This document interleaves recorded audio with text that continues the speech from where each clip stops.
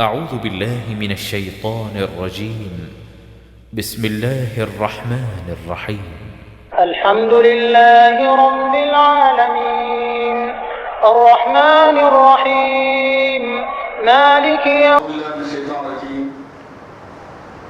اتقوا الله حق تقاته ولا تموتن إلا وأنتم مسلمون. اتقوا الله الذي تساءلون به والأرحام إن الله كان عليكم رقيبا. اتقوا الله وقولوا قولا سديدا يصلح لكم أعمالكم ويغفر لكم ذنوبكم ومن يطع الله ورسوله فقد فاز فوزا عظيما.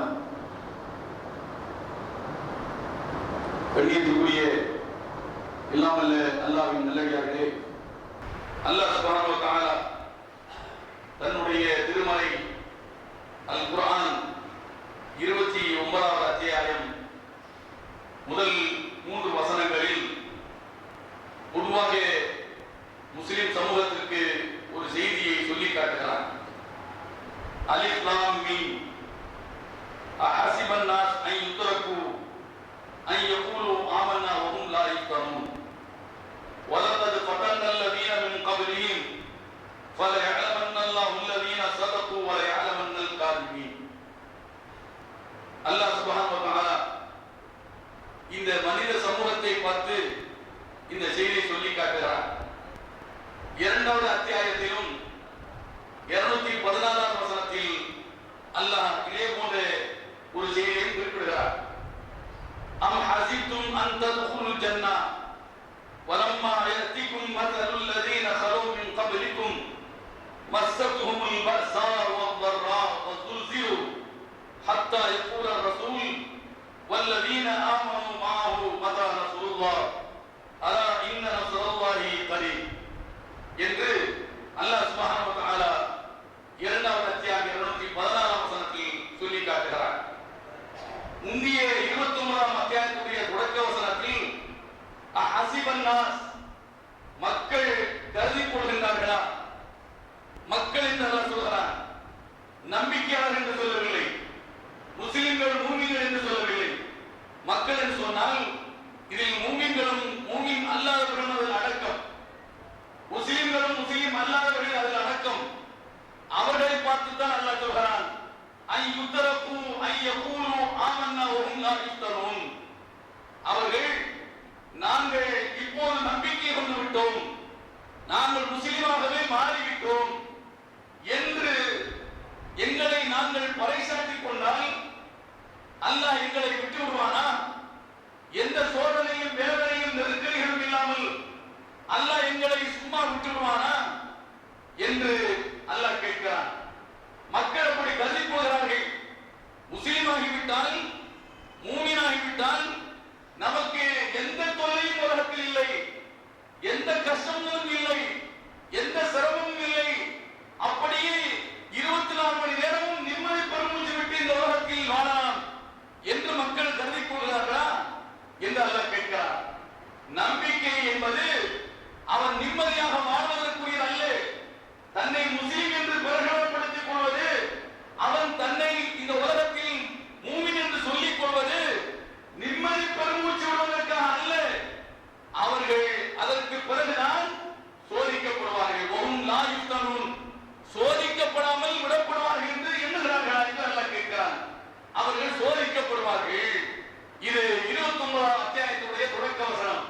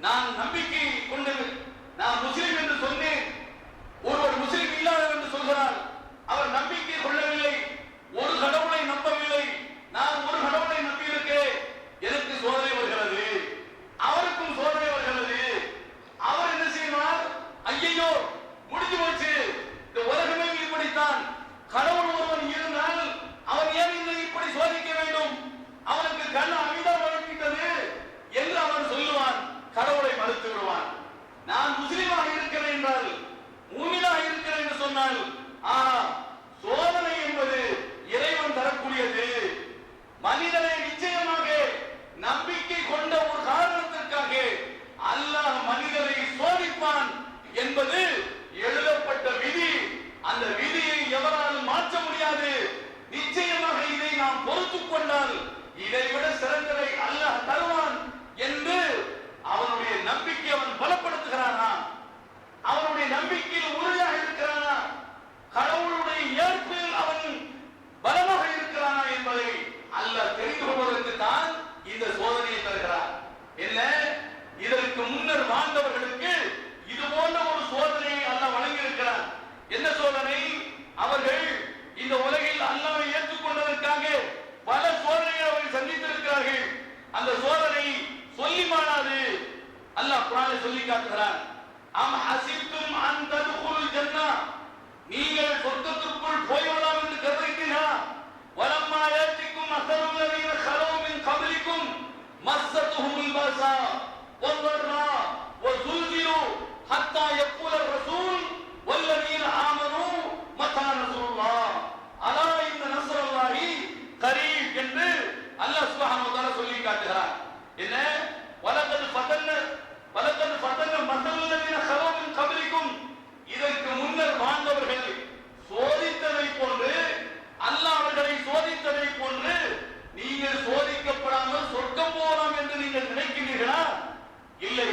மஸ்ஸத்துஹுல் பஸா வல்லர்ரா வஸுல்சிலு ஹத்தா யக்கூலர் ரசூல், அவர்களுக்கு கடுமையான நெருக்கடிகள், கருமனையான இன்னல்கள், எந்த அளவுக்கு அவர்கள் இந்த உலகத்திலேயே ஆட்டிவிக்கப்பட்டார்கள், வாழ்வா சாவா என்ற நிலைக்கு அவர்கள் தள்ளப்பட்டார்கள். அப்படி தள்ளப்பட்ட அந்த நேரத்திலும் கூட மத்தா நஸ்ருல்லாஹ் ஹத்தா யக்கூலர் ரசூல் வல்லதீன ஆமனூ, அல்லாஹ்வுடைய தூதரும் அல்லாஹ்வையும் அல்லாஹ்வுடைய தூதரையும் நம்பிக்கை கொண்ட முஸ்லிம்கள் மத்தா நஸ்ருல்லாஹ், அல்லாஹ்வுடைய உதவி எப்போது கிடைக்கும்? அல்லாஹ் எங்களுக்கு இன்றைக்கு உதவுவான், அவன் இன்றைக்கு எங்களை பாதுகாப்பான். ஐயோ அல்லாஹ்வே, எங்களுக்கு நீ உதவி செய், எங்களை பாதுகாத்துக் கொள், எங்களுக்கு அருள் செய் என்று அல்லாஹ்விடத்திலே கையெழுவார்கள், அல்லாஹ்விடத்திலே மன்றாடுவார்கள் என்று அல்லாஹ் சுப்ஹானஹு சொல்லி காட்டுகிறான். அப்போ சோதனையும் வேதனையும் வருகிறது. அந்த சோதனையும் வேதனையும் அல்லாஹ்விடத்தில் கூப்பாடு போட்டு அழுது புலம்பி, அல்லாஹ்வே இந்த சோதனையிலிருந்து எங்களை நீதான் காப்பாற்ற வேண்டும் என்று சொல்லக்கூடிய அளவுக்கு அவர்களுக்கு நெருக்கடிகள், அவர்களுக்கு உயிர் வாழ்வது ஒரு பெரிய கேள்விக்குறியாக இந்த உலகத்தில் அமைந்துவிடும் என்று அல்லாஹ் சொல்லி காட்டுகிறான். இந்த சோதனை எல்லாம் சந்திக்காமல் நான் முஸ்லிம் என்று சொன்ன ஒரு காரணத்திற்காக எனது பெயரை முஸ்லிம் என்று நான் சொல்லிக் கொள்வதன் மூலமாக நான் சொர்க்கத்திற்கு போகலாம் என்று நினைக்கிறீர்களா? இல்லை. உலகத்திலேயே நம்பர் 1 முதலிடத்தில் இருந்த இறை தூதர்கள், அவர்களை மிஞ்சி எவரும் இல்லை.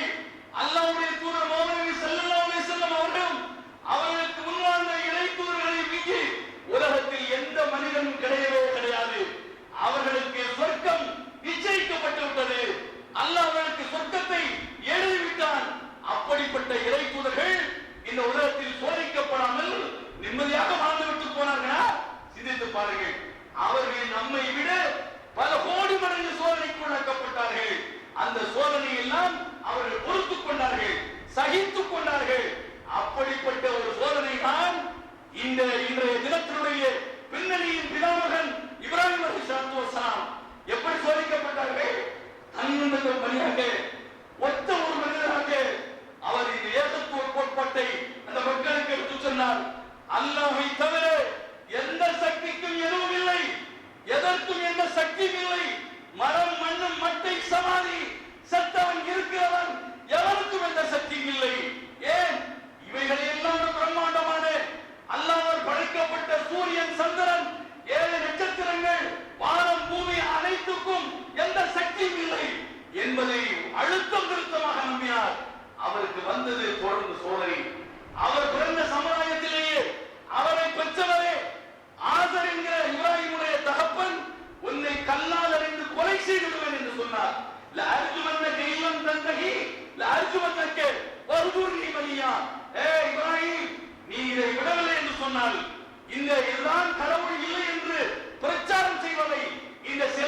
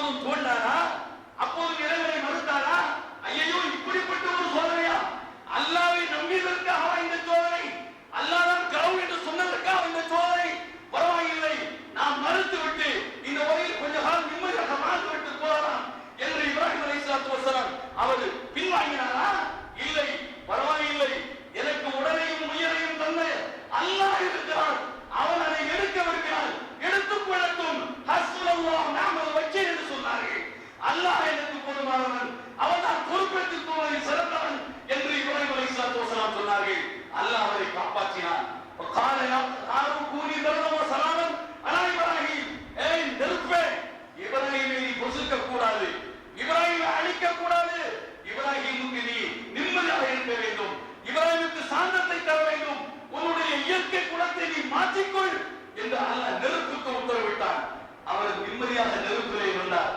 என்ன நினைத்தார்களோ அதற்கு எதிர்மறையாக நடந்தது. ஏன்? அல்லாஹ் மீது அழுத்தமான நம்பிக்கை இப்ராஹிமிடத்தில் இருந்தது.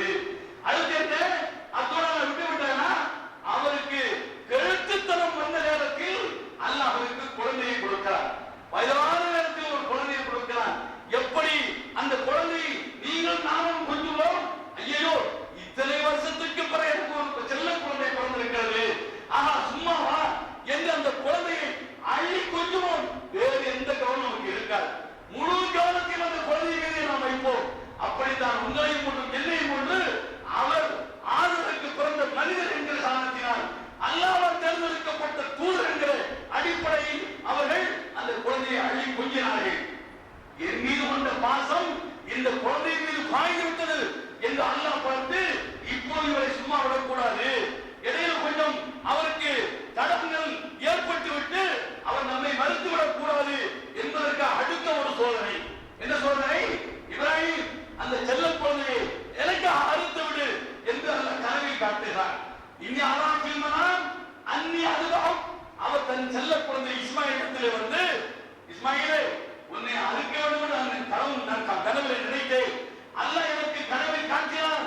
நீங்க நாமளும் நம்ம செல்ல குழந்தையை நான் ராத்திரி தூங்கும் போது அர்த்தம் நினைச்சிருக்கேன் என்று குழந்தைகிட்ட சொல்லி பாருங்க. இல்ல அப்பனா நீ என்ன பெத்தவனா, இல்ல என்ன பெத்தீங்களா, எட்டு உதைத்து விட்டு ஓடி விடுவான். அந்த குழந்தை என்ன சொன்னார்? இஃபால் மா துமர் சதைத்து இன்ஷாஅல்லாஹ் மினஸ்ஸாமி. அன்பு தந்தை, யா அபத்தி ஃபால், நீங்கள் உங்களுக்கு என்ன கட்டளைப்பட்டிருக்கிறது அதை ஏற்று நடைமுறைப்படுத்துங்கள். நிச்சயமாக பொறுமையாளர்கள் என்னையும் நீங்கள் காண்பீர்கள். நான் ஒன்றும் அல்லாஹ்வுடைய கட்டளை மீறி ஓடக்கூடியவன் அல்ல. நான் அல்லாஹ்வுடைய கட்டளை ஏற்று உங்களை போன்று நானும் இருக்கக்கூடியவன் தான். அதை நீங்கள் செயலில் பார்ப்பீர்கள் என்று இஸ்மாயில் சொன்னார்.